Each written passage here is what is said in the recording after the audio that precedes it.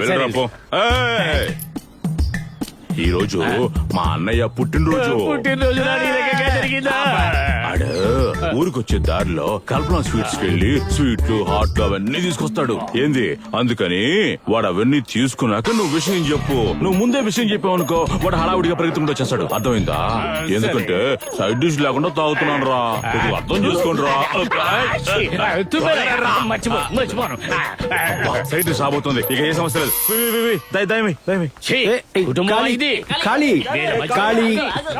నువ్వు ఖాళీ ఆగు.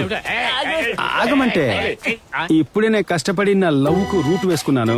దానికి అడ్డంగా నీ గుర్ర బండిని తీసుకొచ్చి దాన్ని చెడగొట్టకు హెల్ప్ చేయ ఖాళీ. దానికి ఎందుకయ్యా అడవి దున్నలా అరుస్తావు?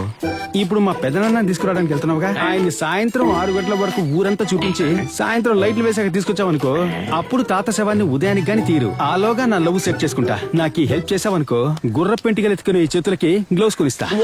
అయితే ఒట్టి చేతులతోనే ఎత్తు. నీకు మీ నాన్నకి కొంచెం కూడా మనసాక్షి లేదా? ఆ బండి ఎవరు కొనిచ్చారో నీకేమైనా తెలుసా?